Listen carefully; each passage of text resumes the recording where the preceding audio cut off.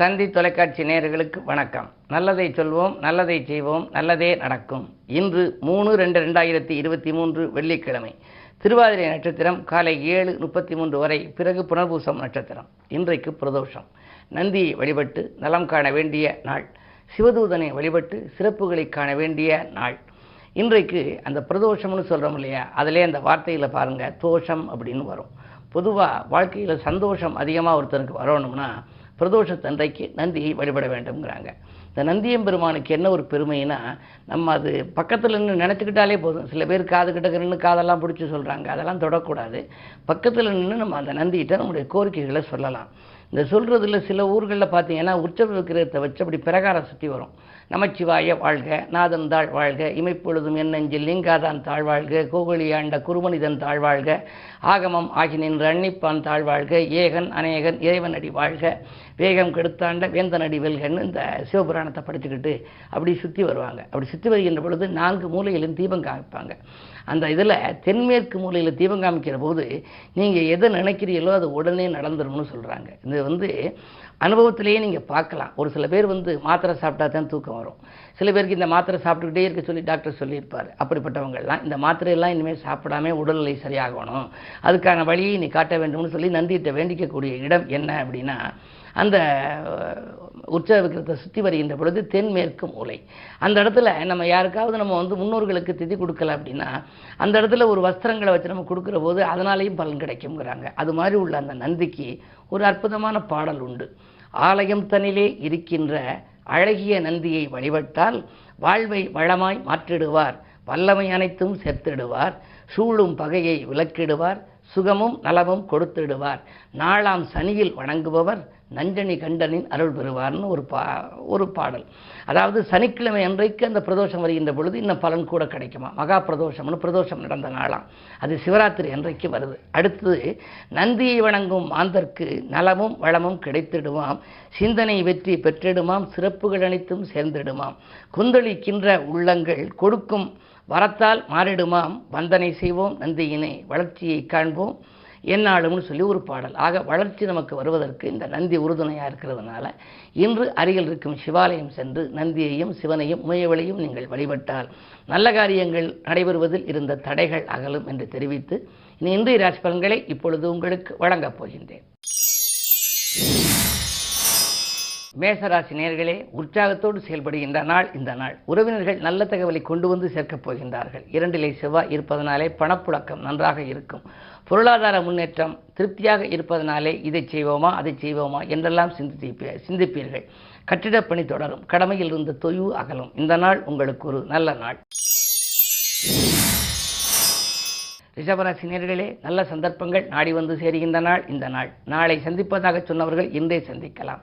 உதவி செய்வதாக சொல்லி உங்களுக்கு சொல்லியவர்கள் இன்று இல்லம் தேடி கூட உதவலாம். விரையாதிபதி செவ்வாய் உங்கள் ராசியில் இருக்கின்றார். எனவே பயணங்கள் பலன் தரும். பக்குவமாக பேசி காரியங்களை சாதித்துக் கொள்வீர்கள். தைரியமும் தன்னம்பிக்கையும் கூடும். துணிந்து சில முடிவுகளை எடுத்து துயரங்களை வெளியேற்றிக் கொள்ள வழிவகுத்துக் கொள்வீர்கள். லாபஸ்தானத்திலே குரு இருப்பதால் தொழில் உத்தியோகம் போன்றவற்றில் நீங்கள் எதை செய்ய நினைத்தீர்களோ அதை செய்து முடிக்க இயலும். இந்த நாள் யோகமான நாள். மிதுனராசி நேயர்களே, உங்களுக்கு சந்திரன் உங்கள் ராசியில் இருக்கின்றார். தனாதிபதி இருக்கின்ற பொழுது கவலை இல்லை. அஷ்டமத்தில் சனி இருக்கிறாரே என்று நினைக்க வேண்டாம். அஷ்டமத்து சனியால் விரயங்கள் ஏற்பட்டாலும் அதற்கேற்ற வரவை கொடுப்பது தனாதிபதி அல்லவா. அந்த தனாதிபதி சந்திரன் ராசியில் இருப்பதால் போதுமான பணம் வந்து சேரும். இன்றைக்கு நீங்கள் ஏதேனும் ஒரு பெரிய செலவு இருக்கிறது என்று நீங்கள் திட்டமிட்டு வைத்திருந்தால் செலவுக்கேற்ற பணம் முன்னதாகவே வந்து சேரும். எனவே நீங்கள் எதையும் சிந்தித்துக் கொண்டிருக்க வேண்டியது இல்லை, கவலைப்பட வேண்டியதில்லை. அதிலும் இந்த பிரதோஷம் என்பதனாலே நந்தியை நீங்கள் முழுமையாக வழிபடுகின்ற பொழுது நல்லதே உங்களுக்கு நடக்கும். கடகராசி நேயர்களே, உங்களுக்கெல்லாம் ஆலய வழிபாட்டால் ஆனந்தம் காண வேண்டிய நாள். அடுத்த நலன்கருதி எடுத்த முயற்சியிலே ஆதாயங்கள் உங்களுக்கு உண்டு. பொதுவாகவே 7 சனி இருக்கின்ற பொழுது 7ஆம் இடம் என்பது கண்டகச்சனி என்று சொல்வார்கள். அப்படி கண்டகச்சனியாக இருந்தாலும் கூட சனியின் ஆதிக்கம் இருக்கின்ற பொழுது குருவின் பார்வை உங்கள் ராசியில் பதிவதனாலே கொடுக்கல் வாங்கல்கள் ஒழுங்காகும், கூடுதல் நன்மை கிடைக்கும். உறவினர்களின் ஒத்துழைப்போடு ஒரு நல்ல காரியம் இல்லத்தில் நடைபெறும். இந்த நாள் ஒரு இனிய நாள். சிம்மராசி நேயர்களே, உங்களுக்கெல்லாம் செலவுக்கேற்ற வரவு வந்து சேரும் நாள்.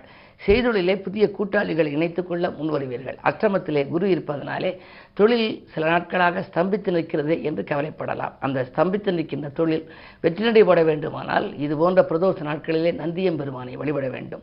அந்த அடிப்படையில் நீங்கள் வழிபடுவதன் மூலம் இன்று நல்ல பலன்கள் உங்களுக்கு கிடைக்கும். செவ்வாய் பலம் நன்றாக இருப்பதனாலே இடம் வாங்கலாமா, பூமி வாங்கலாமா என்றெல்லாம் சிந்திப்பீர்கள். அரசியல் ஈடுபாடு கொண்டவர்களுக்கு திடீரென பொறுப்புகள் மாற்றப்படலாம். நல்ல பொறுப்புகள் உங்களுக்கு வரக்கூடிய நேரம் இது. குருவின் பார்வை 2ஆம் இடத்திலே பதிவதால் நீங்கள் எதற்கும் கவலைப்பட வேண்டியதில்லை. இன்று வழிபாட்டின் மூலம் வளர்ச்சி காண வேண்டிய நாள் என்றே கருதலாம். கன்னிராசி நேயர்களே, உங்களுக்கெல்லாம் யோகங்கள் வந்து சேர யோசித்து செயல்பட வேண்டிய நாள். இன்று உடல் இருப்பவர்களால் உங்களுக்கு பிரச்சனைகள் வரலாம். 2லே கேது, 8லே ராகு. எனவே சர்ப்பதோஷத்தின் பின்னணியில் இருக்கிறீர்கள். கொடுத்த வாக்கை காப்பாற்ற இயலாது. உதவி செய்ய போய் உபத்திரவத்தில் போய் முடியலாம். அதிலும் கூட 2ல் கேது இருப்பதால் குடும்பத்தில் நீங்கள் எதுதான் நன்மை செய்தாலும் அவர்களுக்கு அது தீமையாக தெரியும். குடும்பத்தில் உள்ளவர்கள் உங்கள் மீது குறை சுமத்தி கொண்டே இருப்பார்கள். இருந்தாலும் கூட உங்கள் கடமையை நீங்கள் செவ்வனே செய்வீர்கள். குருவின் பார்வை இருப்பதனாலே இன்று மதியத்திற்கு மேல் உங்களுக்கு மனக்கலக்கம் அகலும் விதத்தில் நல்ல சம்பவங்கள் நடைபெறும். துலாம் ராசி நேயர்களே, உங்களுக்கெல்லாம் திட்டமிட்ட காரியங்கள் திட்டமிட்டபடியே நடைபெறும் நாள். இன்று திடீரென பணவரவு ஒன்று வரலாம். 6ல் குரு இருப்பதனாலே பகை என்று நீங்கள் நினைக்க வேண்டாம். 5ஆம் இடத்தில் உங்கள் ராசிநாதன் இருக்கின்றார். பூர்வ புண்ணியஸ்தானம் வலுவாக இருக்கின்ற பொழுது உங்களுக்கு வாங்கல் கொடுக்கல்கள் ஒழுங்காகும். உதிரி வருமானங்கள் வரலாம். பிள்ளைகள் வழியிலும் ஒரு நல்ல தகவல் கிடைக்கும். பெண் குழந்தைகளினுடைய எதிர்கால நன்கருதி சீர்வரிசை பொருட்களை வாங்குவதிலே கவனம் செலுத்துவீர்கள். அது மட்டுமல்ல, உங்களுக்கு இன்று பயணங்களால் ஆதாயம் கிடைக்கும் நாள் என்று கூட சொல்லலாம். விருச்சிக ராசி நேயர்களே, உங்களுக்கு சந்திராஷ்டமம். எதையும் நீங்கள் திட்டமிட்டு செய்ய இயலாது. ஆற்றல் மிக்கவர்கள் அருகில் இருந்தாலும் அவர்கள் ஒத்துழைப்பு குறைவாகவே கிடைக்கும்.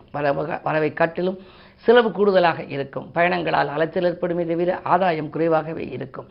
செவ்வாய் பலம் 7ல் இருப்பதால் தன்னம்பிக்கையும் தைரியமும் உங்களுக்கு உண்டு. எதையும் சாதித்து விடுவீர்கள் என்றாலும் சில காரியங்கள் அந்த கடைசி நேரத்தில் தான் முடியும். எனவே இன்று நீங்கள் பிரதோஷ நாள் என்பதனாலே நந்தியை வழிபடுவதன் மூலம் நல்ல காரியம் நடைபெறும். எனவே அருகில் இருக்கும் சிவாலயம் சென்று நந்தியம்பெருமானையும் சிவனையும் முயவளையும் வழிபட்டு நன்மைகளை வரவழைத்துக் கொள்ளுங்கள்.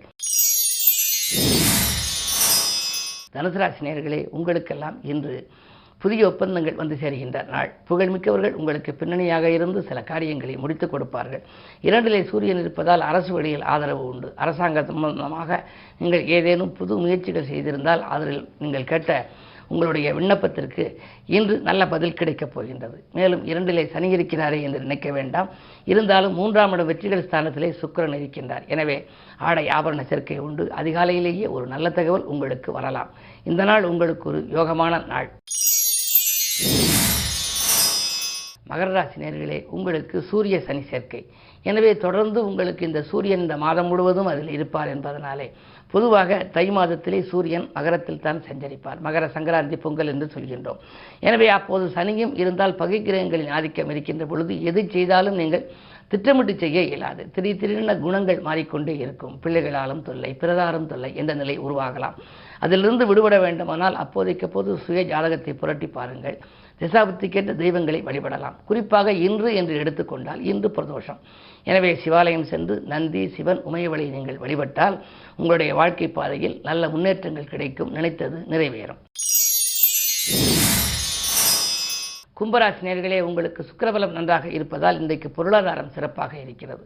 செல்வாக்கு மேலோங்கும் நாள். செயல்பாடுகளிலும் உங்களுக்கு வெற்றி கிடைக்கலாம். பெண்வெளி பிரச்சனைகள் அகலும். வீடு மாற்றங்கள் அல்லது வீடு வாங்குவது பற்றி சிந்திப்பீர்கள். அதே நேரத்தில் 2ல் குரு இருப்பதால் குடும்பம் சம்பந்தமாக, அதாவது சுப செய்திகள் வந்து சேரும். பிள்ளைகளுக்கு கல்யாணமாகவில்லையே என்று கவலைப்பட்டவர்களுக்கு நல்ல வரன்கள் வாயில் தேடி வரலாம். என்ன இருந்தாலும் இன்று கிழமை வெள்ளி. எனவே இன்று தினம் பிரதோஷ நாள். எனவே சிவாலயம் சென்று நந்தியை நீங்கள் வழிபடுவது நல்லது. மீனராசி நேயர்களே, உங்களுக்கு ஜென்மத்திலே வியாழன், 2லே ராகு. 2லே ராகு இருந்தால் திரண்ட செல்வம் வரும் என்பார்கள். எனவே பிள்ளைகளாலும் உங்களுக்கு பெருமை உண்டு. உதிரி வருமானங்கள் வரலாம். வாழ்க்கை துணைக்கு வேலை கிடைக்கவில்லையே என்று கவலைப்பட்டவர்களுக்கு வாழ்க்கை துணைக்கு வேலை கிடைத்து அதன் மூலமும் வருமானங்கள் வரலாம். ஜென்மத்தில் குரு இருப்பதனாலே கொஞ்சம் மன அமைதி குறைவு, இனம் புரியாத கவலைகள் ஏற்படலாம். தைரியமும் தன்னம்பிக்கையும் வளர்த்துக் கொள்ள வேண்டும். அதே நேரத்தில் உங்களுக்கு 8லே கேது இருப்பதால் நீங்கள் உத்தியோகத்தை பொறுத்தவரை ஒரு நல்ல வெளிநாட்டிலிருந்து கூட அல்லது வேறு மாநிலங்களிலிருந்து கூட உங்களுக்கு ஊதிய உயர்வு தருவதாக சொல்லி சில அழைப்புகள் வரலாம். திருப்தியான அழைப்புகளாக இருந்தால் ஏற்றுக்கொள்வதில் தவறில்லை. மேலும் விவரங்கள் அறிய தினத்தந்தி படியுங்கள்.